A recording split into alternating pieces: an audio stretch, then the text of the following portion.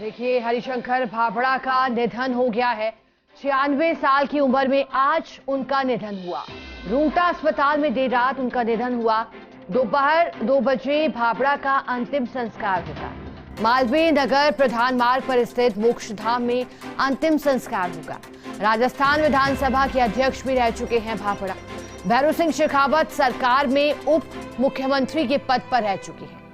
रतनगढ़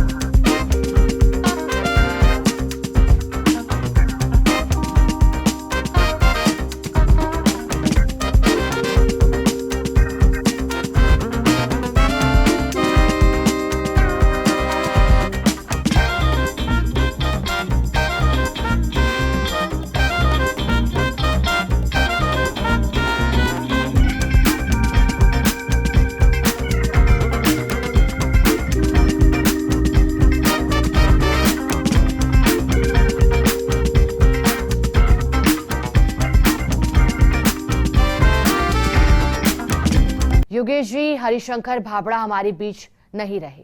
इस क्षति को आप कैसे देख रहे हैं? बेहद दुखद। शिखा, देखिए, एक महान राजनीतिक मूल्यों की राजनीति करने वाला, सिद्धांतवादी, स्पष्ट वक्ता और ईमानदार छवि के हरिशंकर भाभड़ा आज हमारे बीच में नहीं रहे। बहुत लंबा उनकी राजनीतिक विरासत रही और कहा जा सकता है कल देर रात बहुत दिनों से बीमार भी थे वो, और बीजेपी के तमाम नेता, चाहे मुख्यमंत्री हो चाहे तमाम बड़े नेता, उनसे मिलकर भी आए थे, उनका हाल भी जाना था। लेकिन बहुत लंबी आयु उनकी हो गई, 96 एज उनकी हो चली थी और आज हमारे बीच में वो नहीं रहे। थोड़ी देर बाद ही दोपहर में प्रधान मार्ग मालवीय नगर मोक्षधाम पर उनका अंतिम संस्कार होगा। मूल रूप से शेखावाटी के और कहा जा सकता है कि मारवाड़ से ताल्लुक रखने वाले, शेखावाटी से ताल्लुक रखने वाले, डीडवाना से निकलकर फिर प्रदेश की राजनीति में पहचान बनाने वाले, प्रदेश की राजनीति में रतनगढ़ उनका राजनीतिक केंद्र रहा, जहाँ पे वो विधायक रहे, उसके बाद डिप्टी सीएम भी बने, राजस्थान विधानसभा के अध्यक्ष भी रहे। और आज हम जो राजस्थान विधानसभा की इमारत देख रहे हैं, नई इमारत, ये नई इमारत बनी है तो उसके पीछे हरिशंकर भाभड़ा रहे। हरिशंकर भाभड़ा के कारण ही ये इमारत, विधानसभा का नया भवन सामने आकार ले पाया। बहुत सी ऐसी बातें जो मेरी उनसे जुड़ाव रहा लंबे समय तक, जब मैं राजनीति में आया और खासतौर से भारतीय जनता पार्टी को कवर करने लगा, तब से भाभड़ा जी के साथ काफी नजदीकियां रही, उनको बहुत करीब से देखा। और आखिरी चुनाव रतनगढ़ का जब हारे थे राजकुमार रिणवा के विधानसभा का, राजकुमार रिणवा इंडिपेंडेंट चुनाव लड़े थे और भाभड़ा जी बीजेपी के टिकट पर चुनाव लड़े थे। वो चुनाव बहुत कम अंतर हारे थे। उसके बाद से राजनीतिक तौर पर वो नेपथ्य में चले गए थे। लेकिन ठीक है, कहा यह जा सकता है कि अपने सिद्धांतों से उन्होंने कभी भी समझौता नहीं किया और भैरों सिंह शेखावत सरकार में वो डिप्टी सीएम रहे और खासतौर से आर्थिक और वित्तीय मामलों के जबरदस्त एक्सपर्ट रहे। हर दिन कोई नई किताब वो पढ़ते थे। किताब पढ़ने के बहुत शौकीन थे वो, पान खाने के बहुत शौकीन थे। अपनी उम्र के अंतिम पड़ाव पर भी उन्होंने पान खाना नहीं छोड़ा था। और टाइम मैनेजमेंट, समय की पाबंदी, अगर ये किसी राजनेता से सीखनी हो तो हरिशंकर भाभड़ा थे। अगर उन्होंने किसी को किसी से मिलने का समय दे दिया और सामने वाला व्यक्ति देर से पहुंचा तो फिर भाभड़ा जी उससे नहीं मिलते थे। ऐसे अनेकों किस्से उनके जीवन से जुड़े हुए। भारतीय जनता पार्टी के प्रदेश मुख्यालय पर मंत्रियों का जन सुनवाई कार्यक्रम, जो मंत्री दरबार लगता है, उसकी शुरुआत या कह सकता है उसके फाउंडर हरिशंकर भाभड़ा। और मूल्यों की राजनीति करने वाले बहुत गिने चुने लोग आज बचे हैं। उनमें से एक नाम हरिशंकर भाभड़ा का था, जो आज हमारे बीच से चले गए। और चाहे राष्ट्रीय स्वयंसेवक संघ हो, जनसंघ हो, और फिर भारतीय जनता पार्टी को राजस्थान में खड़ा करना हो। 1980 में जब बीजेपी का जन्म हुआ राजस्थान में और देश में, और तब उन्होंने भारतीय जनता पार्टी को यहाँ खड़ा करने में अपना पूरा खून पसीना बहाया। और आपको ध्यान, अभी राम मंदिर की प्राण प्रतिष्ठा हुई। राम मंदिर आंदोलन में हरिशंकर भाभड़ा बहुत सक्रिय रहे थे, कार सेवा में भी गए, और उनकी सक्रियता अलग तरह की थी। वो अपने आप में एक चलती फिरती पाठशाला थी, चाहे वो सिद्धांत की हो, चाहे मूल्यों की राजनीति की हो। और जैसा मैंने आपको बताया कि समय की पाबंदी, तो कई किस्से उनसे जुड़े हुए हैं। एक किस्सा ऐसा ही मैं आज दर्शकों को बताना चाह रहा हूँ कि जब वो मुख्यमंत्री थे और सचिवालय में, सिविल लाइन्स में उनका बंगला हुआ करता था, एक बार राजस्थान की तत्कालीन मुख्यमंत्री भैरव सिंह शेखावत को उनसे मिलने जाना था। समय तय हो गया, समय से थोड़ी देर भैरव सिंह शेखावत को होगी। तो जब मुख्यमंत्री का कार्य हरिशंकर भाभड़ा जी के निवास स्थान पर जाने वाला था, लेकिन टाइम से लेट होने का भाभड़ा जी को पहले नियत समय पर कहीं और जाना था, वो अपने सही समय पर निकल गए। मुख्यमंत्री को देर हुई लेकिन वो नहीं रुके।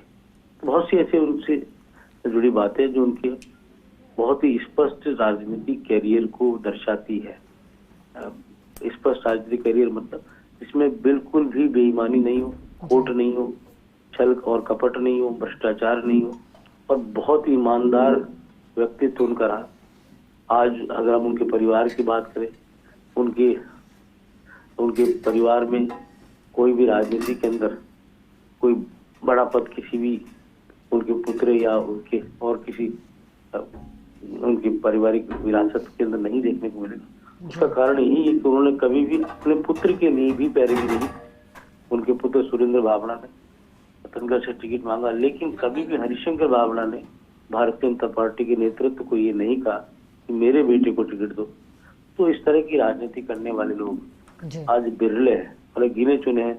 उनमें से एक नाम हरिशंकर भाभड़ा का था। वो जमाना जब भैरव सिंह शेखावत, किशोर चतुर्वेदी, रघुवीर सिंह कौशल, भंवरलाल शर्मा, हरिशंकर भाभड़ा, ये तमाम, रामदास अग्रवाल, तमाम वो मूर्धन्य राजनेता जिन्होंने बीजेपी को खड़ा किया।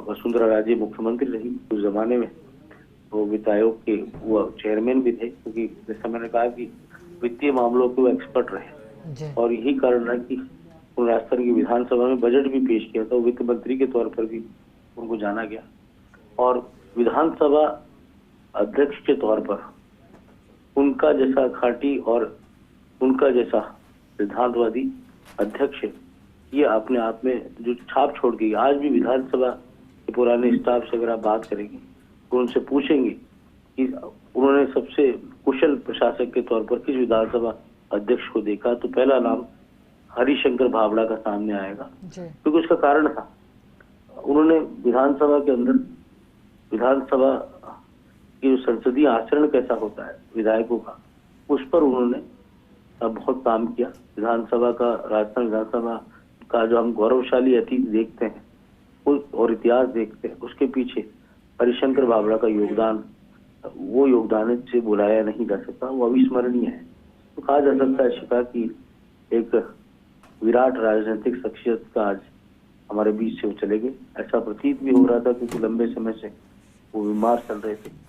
और एक बहुत बड़ा किस्सा उनके जीवन से जुड़ा ये भी है कि जब भैरव सिंह शेखावत इलाज कराने के लिए विदेश गए थे, जब वो मुख्यमंत्री थे, पीछे से तख्ता पलट का षड्यंत्र रचा गया था राजस्थान में, भारतीय जनता पार्टी के अंदर भी। तब भैरव सिंह शेखावत को कहा गया कि इसके पीछे हरिशंकर भाभड़ा भी हो सकते हैं, लेकिन हरिशंकर भाभड़ा ऐसा करेंगे, ऐसा भैरव सिंह शेखावत को विश्वास नहीं हुआ। और बाद में वो बात सही निकली कि इस पूरे तख्ता पलट या उस राजनीतिक षड्यंत्र जो भैरव सिंह शेखावत सरकार को अपदस्थ करने का था, उसमें हरिशंकर भाभड़ा का कोई योगदान नहीं था। न वो उसके पीछे थे और न उनका कहीं कोई इन्वॉल्वमेंट था। बाद में ये बात खुद भैरव सिंह शेखावत ने हरिशंकर भाभड़ा को कही थी कि मुझे ऐसा मेरे जानकारों ने कहा, लेकिन मुझे विश्वास नहीं हुआ कि आप ऐसा करें, और ये बात सही भी निकली।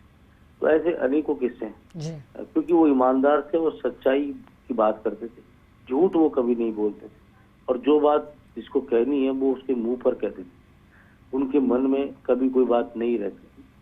और यही कारण था कि अपने आप में वो एक ऐसी छाप छोड़ के गए जो बरसों तक लोगों के जहन में रहेगी। और मुझे भी तो ध्यान नहीं अंतिम किताब कौन सी रही होगी उनकी जब वो पढ़ रहे होंगे, लेकिन अंतिम वक्त तक भी उन्होंने पढ़ना नहीं छोड़ा था। जी। हर नई किताब को पढ़ते थे, और दुनिया भर की अनेकों उपन्यासकार हो, चाहे साहित्य के बड़े नामचीन लोग हों, उनकी किताबें पढ़ने का शौक उनको रहता था। उन्हें पता रहता था कि कौन सी नई किताब आज आई, और पुराने इतिहास से जुड़ी किताबें। और जी। एक राजस्थान में भारतीय जनता पार्टी जब खड़ी हुई तो संगठन को मजबूती देने में, निचले स्तर तक, बूथ स्तर तक, मंडल स्तर तक कार्यकर्ताओं की फौज खड़ा करने में हरिशंकर भाभड़ा का अपने आप में अविस्मरणीय योगदान रहा। ये कहा जा सकता है कि एक महामानव हमारे बीच से चला गया है। जी योगेश जी, चूंकि अब हरिशंकर भाभड़ा का निधन हो गया है और ऐसे में राजनीतिक जगत में शोक की लहर दौड़ पड़ी है। बहुत शुक्रिया योगेश जी आपका साथ जुड़ने के लिए।